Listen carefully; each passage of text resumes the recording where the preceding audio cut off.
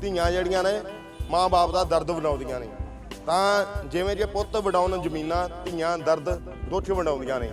ਇਹ ਧੀ ਜਿਹੜੀ ਹੈ ਆਪਣੇ ਪਿਤਾ ਦੇ ਨਾਲ ਫਲ ਵੇਚਦੀ ਹੈ ਰੇਹੜੀ ਦੇ ਉੱਪਰ ਅਤੇ ਆਪਣੇ ਪਿਤਾ ਦਾ ਸਹਾਰਾ ਬਣੀ ਹੋਈ ਹੈ। 10ਵੀਂ 'ਚ ਪੜ੍ਹਦੀ ਹੈ ਪੂਜਾ ਨਾਮ ਦੀ ਇਹ ਧੀ ਅਤੇ ਆਪਣੇ ਪਿਤਾ ਦੇ ਨਾਲ ਫਲ ਦੀ ਰੇਹੜੀ ਦੇ ਉੱਪਰ ਫਲ ਵੇਚਦੀ ਹੋਈ ਨਜ਼ਰ ਆ ਰਹੀ ਹੈ। ਉਮਰ ਛੋਟੀ ਹੈ ਪਰ ਆਪਣੇ ਪਿਤਾ ਦਾ ਸਹਾਰਾ ਜ਼ਰੂਰ ਬਣੀ ਹੋਈ ਹੈ। बेटा जी फ्रूट दी रेहड़ी दे फल बेच रहे हो तुसी, क्यों बेच रहे हो फल? पापा की मदद करना है। पापा का सेकंड हैंड में बनना चाहती हूँ। पापा की मदद करना, पापा का आधा काम मैं कर लेती हूँ, पापा का आधा काम पापा वो खुद कर लेते हैं, इसलिए पापा का थोड़ा स्ट्रेस कम हो जाता है। मैं जब से सेकंड क्लास में तब से मैं काम कर रही हूँ। अप्रॉक्सीमेटली 7-8 ईयर्स हो गए होंगे। मैं सुबह के टाइम तो पढ़ती नहीं हूँ, क्योंकि सुबह के टाइम पर मैं जो पढ़ूँ मेरे दिमाग में जाता नहीं है। मैं रात के टाइम पे ही पढ़ती हूँ और सुबह के टाइम पापा का काम कर लेती हूँ। इतने टाइम मेरे एग्ज़ाम चल रहे हैं, तो इसलिए मेरी 11 बजे छुट्टी हो जाती है, तो आके पापा का काम कर देती हूँ और रात को मैं 6 बजे चल जाती हूँ, फिर मैं पढ़ लेती हूँ। ਤੁਹਾਡੀ ਉਮਰ ਦੇ ਜਿਹੜੇ ਬੱਚੇ ਨੇ ਜ਼ਿਆਦਾਤਰ ਉਹਨਾਂ ਨੂੰ ਘਰ ਰਹਿਣਾ ਜਾਂ ਖੇਡਣਾ ਪਸੰਦ ਹੁੰਦਾ ਹੈ, ਪਰ ਤੁਸੀਂ ਫਲ ਵੇਚਦੇ ਹੋ ਜਦੋਂ ਤੁਸੀਂ ਫ੍ਰੀ ਹੋ ਜਾਂਦੇ ਹੋ। ਮਨ ਦੇ ਵਿੱਚ ਆਉਂਦਾ ਨਹੀਂ ਕਿ ਮੈਂ ਵੀ ਬੱਚਿਆਂ ਦੇ ਨਾਲ ਆਪਣਾ ਟਾਈਮ ਬਿਤਾਵਾਂ? अपना टाइम क्यों वेस्ट करना है? अपना काम सिर्फ अपने काम में लगाओ, क्योंकि अभी से अगर अपने आप को फिट कर लोगे आगे की मुश्किलों के लिए, क्योंकि फिर आपको आगे के मुश्किलों के लिए उतना डिफ़िकल्ट नहीं लगेगा आपको। ਤੁਹਾਡੀਆਂ ਜਿਹੜੀਆਂ ਫਰੈਂਡ ਨੇ, ਤੁਹਾਡੀਆਂ ਸਹੇਲੀਆਂ ਨੇ, ਉਹ ਤੁਹਾਨੂੰ ਜਦੋਂ ਦੇਖਦੇ ਨੇ ਫਰੂਟ ਵੇਚਦੇ, ਫਲ ਵੇਚਦੇ, ਉਹ ਵੀ ਇੱਥੇ ਫਲ ਫਰੂਟ ਲੈਣ ਆਉਂਦੇ ਨੇ ਤੁਹਾਡੇ ਕੋਲ? हाँ, कितने फ्रेंड्स मुझे देखते हैं, वो भी कॉन्फिडेंस फील करते हैं कि मेरी फ्रेंड कर रही है काम। उनके मम्मी पापा भी कभी देखते हैं, वो भी बोलते हैं कि कितनी अच्छी लड़की है, वो काम कर रही है। ਜਿਵੇਂ ਕਿ ਰੇਟ ਹੁੰਦੇ ਨੇ, ਹਰ ਚੀਜ਼ ਦਾ ਆਪਣਾ ਆਪਣਾ ਮੁੱਲ ਹੁੰਦਾ ਹੈ। ਤੁਹਾਨੂੰ ਸਭ ਦੇ ਮੁੱਲ ਯਾਦ ਨੇ? ਜਦੋਂ ਪਿਤਾ ਜੀ ਤੁਹਾਡੇ ਦੂਰ ਜਾਂਦੇ ਨੇ ਤਾਂ ਤੁਸੀਂ ਫਲ ਵੇਚ ਲੈਂਦੇ ਹੋ ਆਪੇ? हाँ जी, मुझे सभी चीज़ का रेट पता है, A to Z का सभी।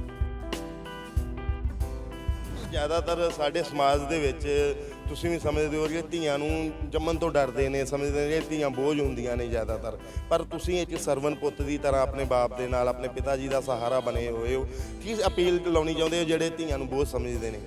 सर कुछ नहीं है, अगर आप जैसे बॉयज़ को पालते हो वैसे अगर गर्ल्स को भी पालोगे तो कुछ नहीं होता है। अगर ये आप करोगे कि लड़कियों को नहीं थोड़ा देख के करना है, लड़कों को ज़्यादा देख करना है, तब तो बीच में डिस्ट्रैक्शन होती है।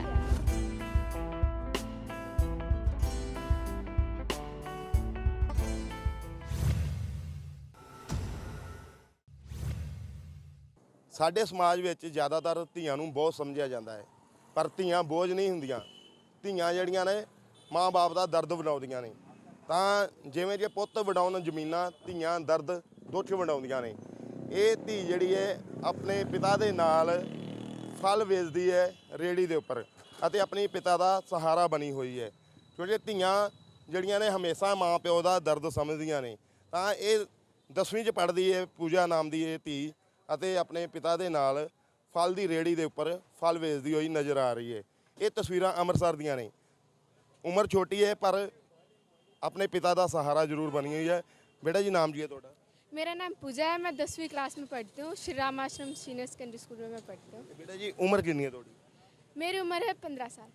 बेटा जी फ्रूट ਦੀ ਰੇਹੜੀ ਦੇ ਫਲ ਵੇਚ ਰਹੇ ਹੋ ਤੁਸੀਂ, क्यों ਵੇਚ ਰਹੇ ਹੋ ਫਲ? पापा की मदद करना है। पापा का सेकंड हैंड में बनना चाहती हूँ।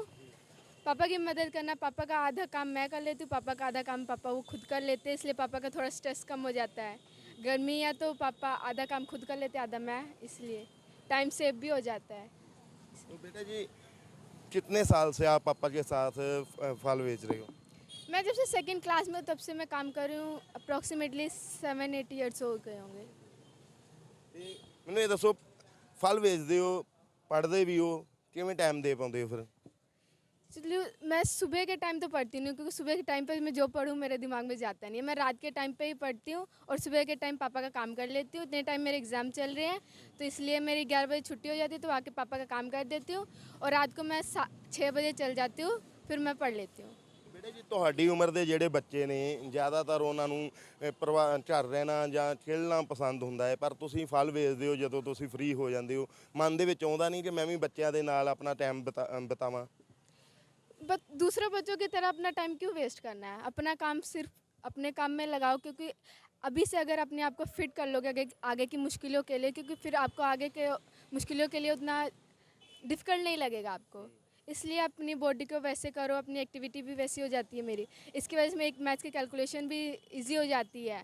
जो काम मुझे मल्टीप्लाई करके करना पड़ता है वो मेरे ओरली हो जाता है।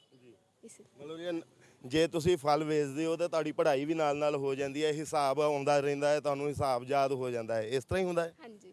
ਤੇ ਮੈਨੂੰ ਇਹ ਦੱਸੋ, ਫਲਾਂ ਦੇ ਜਿਵੇਂ ਕਿ ਰੇਟ ਹੁੰਦੇ ਨੇ, ਹਰ ਚੀਜ਼ ਦਾ ਆਪਣਾ ਆਪਣਾ ਮੁੱਲ ਹੁੰਦਾ ਹੈ, ਤੁਹਾਨੂੰ ਸਭ ਦੇ ਮੁੱਲ ਯਾਦ ਨੇ? ਜਦੋਂ ਪਿਤਾ ਜੀ ਤੁਹਾਡੇ ਦੂਰ ਜਾਂਦੇ ਨੇ ਤਾਂ ਤੁਸੀਂ ਫਲ ਵੇਚ ਲੈਂਦੇ ਹੋ ਆਪੇ? हाँ जी, मुझे सभी चीज़ का रेट पता है, A to Z का सभी को पता है रेट। ਮੈਨੂੰ ਦੱਸੋ किस ਭਾਅ ਨਾਲ, ਕਿਸ ਰੇਟ ਨਾਲ ਤੁਸੀਂ ਫਲ ਵੇਚਦੇ ਹੋ? केला है 60 रुपये दर्जन है, पाइनएप्पल 100 रुपये किलो है, पपीता 60 रुपये किलो है, ये सेब 250 है, वो सेब 150 है, वो जो मीठा 80 रुपये किलो है, मौसमी 100 की 2 किलो है, अनार 180 रुपये किलो है, कीवी 200 की डिब्बी, ये सेब 120 रुपये किलो है, अमरूद 50 रुपये किलो है, नारियल 70 का है, अंगूर 80 रुपये पाई है। ਯਾਨੀ ਕਿ ਤੁਹਾਡਾ ਮੈਥ ਹੈ ਜਿਹੜਾ ਹੈ, ਫਲ ਫਰੂਟ ਵੇਚਣ ਨਾਲ ਪੂਰਾ ਸਹੀ ਚੱਲਦਾ ਹੈ? ਜੇ ਹੋਰ ਵੀ ਤੁਸੀਂ ਤੁਹਾਨੂੰ ਜਾਚ ਆ ਜਾਂਦੀ ਹੈ ਬੋਲਣ ਦੀ ਜਾਂ ਪੜ੍ਹਨ ਦੀ ਵੀ ਜਾਚ ਆ ਰਹੀ ਹੈ? इससे मेरा कॉन्फिडेंस भी बढ़ा रहता है, स्टेज कॉन्फिडेंस इससे दूर हो जाता है मेरा। जो स्टेज फेयर होता है ना, वो फिर नहीं रहता अगर आप ये काम कर लेते हो, क्योंकि आपके अंदर कॉन्फिडेंस हो जाता है कि फेस टू फेस कन्वर्सेशन करने का, इसलिए। ਤੇ ਬੇਟਾ ਜੀ, ਪਰਿਵਾਰ ਦੇ ਵਿੱਚ ਕਿੰਨੇ ਮੈਂਬਰ ਨੇ ਤੁਹਾਡੇ? ਹੋਰ ਵੀ ਭੈਣਾਂ ਨੇ ਜਾਂ ਭਰਾ ਹੈ ਨਾ ਤੁਹਾਡੇ? मेरे फैमिली में टोटल 5 मेंबर्स हैं, मैं सबसे बड़ी हूँ घर में। इससे मेरी एक छोटी सिस्टर है, एक छोटा ब्रदर है और मम्मी पापा हैं। बड़े होने के लिए मुझे सारा काम करना पड़ता है।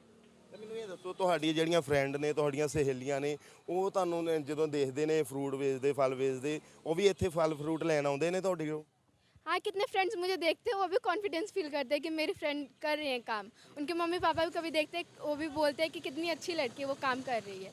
इससे कॉन्फिडेंस मेरा और कॉन्फिडेंस लेवल बढ़ जाता है। ਪਰ ਧੀਏ ਮੇਰੀਏ, ਜ਼ਿਆਦਾਤਰ ਬੱਚੇ ਨੇ ਜਿਹੜੇ ਤੁਹਾਡੀ ਉਮਰ ਦੇ ਹੁੰਦੇ ਨੇ, ਉਹ ਇਹਨਾਂ ਚੀਜ਼ਾਂ ਨੂੰ ਮਹਿਸੂਸ ਕਰਦੇ ਨੇ ਕਿ ਅਸੀਂ ਰੇਹੜੀ ਦੇ ਫਰੂਟ ਵੇਚਾਂਗੇ, ਸਾਡੇ ਫਰੈਂਡ ਜਾਂ ਸਾਡੇ ਦੋਸਤ ਇਸ ਚੀਜ਼ ਤੋਂ ਬੁਰਾ ਮੰਨਦੇ ਨੇ। ਤੁਹਾਨੂੰ ਇਸ ਤਰ੍ਹਾਂ ਫੀਲ ਨਹੀਂ ਹੁੰਦਾ ਕਿ ਤੁਹਾਡੇ ਫਰੈਂਡ ਤੁਹਾਡੇ ਤੋਂ ਬੁਰਾ ਮੰਨਣ ਜੀ?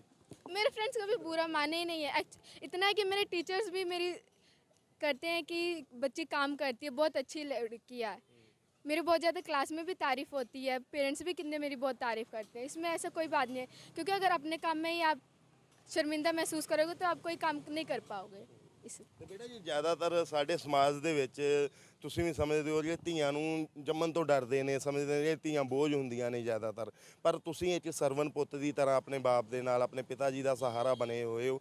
ਕੀ ਅਪੀਲ ਲਾਉਣੀ ਚਾਹੁੰਦੇ ਹੋ ਜਿਹੜੇ ਧੀਆਂ ਨੂੰ ਬੋਝ ਸਮਝਦੇ ਨੇ? ऐसा कुछ नहीं है। अगर आप जैसे बॉयज़ को पालते हो वैसे अगर गर्ल्स को भी पालोगे तो कुछ नहीं होता है।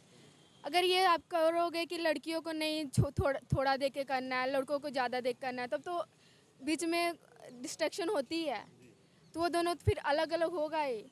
इसलिए ऐसा नहीं करना चाहिए। जैसे आप लड़कों को पालते हो वैसे लड़कियों को भी पालो, तो आपको ज़रूर पता चलेगा कि लड़कियाँ कम नहीं है लड़कों से, लड़कियाँ भी उनसे ऊपर है।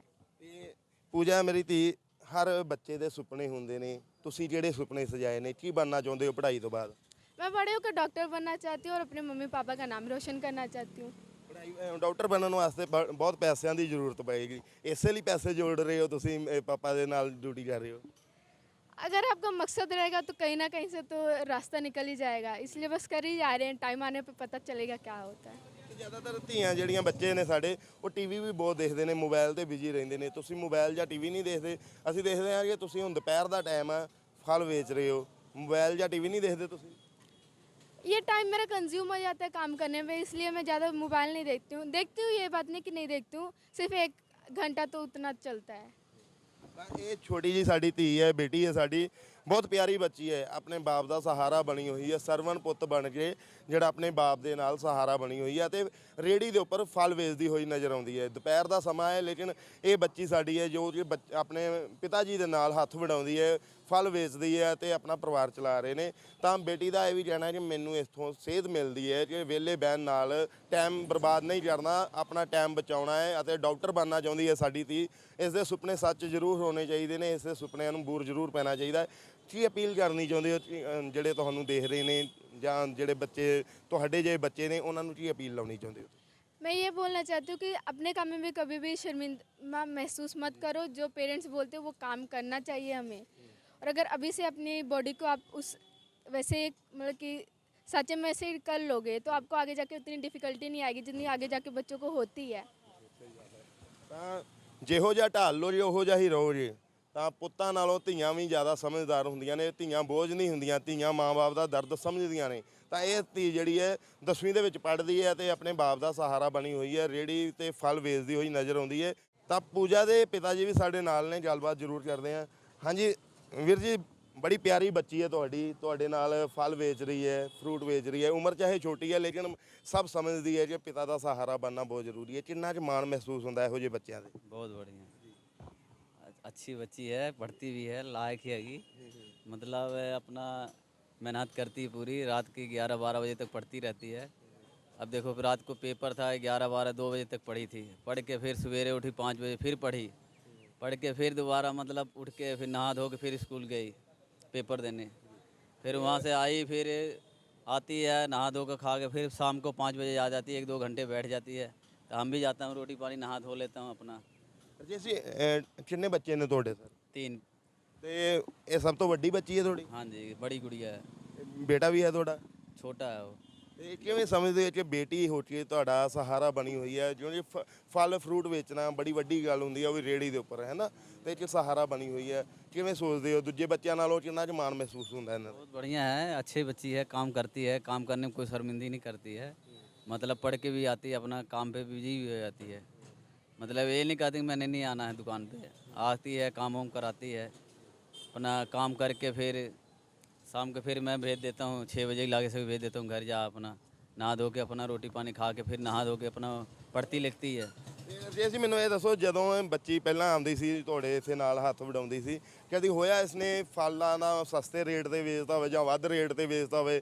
ਇਸ ਤਰ੍ਹਾਂ ਹੁੰਦਾ ਕਿ ਜ਼ਿਆਦਾਤਰ ਬੱਚਿਆਂ ਨੂੰ ਨਹੀਂ ਪਤਾ ਹੁੰਦਾ? जब हैगी ही ना, ये 8 साल की हैगी ही, तो आई दुकान पे, मैंने कहीं जाना था, छोटी बेटी ही जो इससे, तो उसको तबीयत थोड़ा ख़राब, तो उसका मतलब दवाई लेने जाना था। तो मैंने चले गया उसकी दवाई लेने, 100 रुपये किलो बेच रहे हैं, तो उसने 60 भी बेच दिया था। फिर हमने कुछ नहीं बोला, मैं चलो कोई बात नहीं, बेच तो दिया ना, मैंने उसको कुछ नहीं बोला था। फिर ऐसे बेचते बेचते उसको आदत पड़ गई बेचने, मतलब फिर उसको जो बोल देते थे वही भारे रेट बेचती थी, कम बेसी नहीं करती थी। ਤਾਂ ਇਹ ਜਿਹੜਾ ਹੈ ਪੂਜਾ ਦਾ ਪਿਤਾ ਜੀ ਨੇ, ਅਤੇ ਮਾਣ ਮਹਿਸੂਸ ਹੁੰਦਾ ਇਹੋ ਜਿਹੀਆਂ ਧੀਆਂ ਤੇ, ਜਦੋਂ ਕਿ ਧੀਆਂ ਬਾਪ ਦਾ ਸਹਾਰਾ ਬਣਦੀਆਂ ਨੇ। ਸਰਵਨ ਪੁੱਤ ਦੀ ਤਰ੍ਹਾਂ ਆਪਣੇ ਬਾਪ ਦਾ ਸਹਾਰਾ ਬਣੀ ਹੋਈ ਹੈ। ਮੈਂ ਉਹਨਾਂ ਨੂੰ ਲਾਹਨਤਾਂ ਪਾਉਣਾ ਜਿਹੜੇ ਧੀਆਂ ਨੂੰ ਜੰਮਣ ਤੋਂ ਡਰਦੇ ਨੇ। ਧੀਆਂ ਬੋਝ ਨਹੀਂ ਹੁੰਦੀਆਂ, ਧੀਆਂ ਇਹੋ ਜਿਹੀਆਂ ਹੁੰਦੀਆਂ ਨੇ ਜਿਹੜੀਆਂ ਆਪਣੇ ਬਾਪ ਨੂੰ ਸਮਝਦੀਆਂ ਨੇ, ਦਰਦ ਨੂੰ ਸਮਝਦੀਆਂ ਨੇ, ਆਪਣੇ ਪਰਿਵਾਰ ਦਾ ਦਰਦ ਵਡਾਉਂਦੀਆਂ ਨੇ। ਧੀਆਂ ਦਾ ਜਿਹੜਾ ਬੋਝ ਨਹੀਂ ਸਮਝਣਾ ਚਾਹੀਦਾ। ਇਹ ਜਿੰਦਾ ਮਿਸਾਲ ਹੈ ਪੂਜਾ, ਚਾਹੇ ਉਮਰ 15 ਸਾਲ ਹੈ ਲੇਕਿਨ ਆਪਣੇ ਬਾਪ ਦਾ ਸਹਾਰਾ ਬਣੀ ਹੋਈ ਹੈ। ਸੋ ਸਾਨੂੰ ਚਾਹੀਦਾ ਕਿ ਇਹੋ ਜਿਹੇ ਬੱਚਿਆਂ ਦਾ ਹੌਸਲਾ ਅਫਜ਼ਾਈ ਜ਼ਰੂਰ ਹੋਣੀ ਚਾਹੀਦੀ ਹੈ। ਜੇ ਤੁਸੀਂ ਵੀ ਅੰਮ੍ਰਿਤਸਰ ਆ ਰਹੇ ਹੋ ਤਾਂ ਜ਼ਰੂਰ ਇੱਥੋਂ ਫਲ ਫਰੂਟ ਲਓ, ਜਿਸ ਨਾਲ ਪੂਜਾ ਦਾ ਹੌਸਲਾ ਵਧੇਗਾ ਅਤੇ ਇਹਨਾਂ ਦਾ ਪਰਿਵਾਰ ਚੱਲੇਗਾ। ਸੋ ਮੈਨੂੰ ਦਿਓ ਇਜਾਜ਼ਤ, ਮੈਂ ਹਾਂ ਤੁਹਾਡਾ ਦੋਸਤ ਧਰਮਵੀਰ ਜੀ ਲਾਲੀ।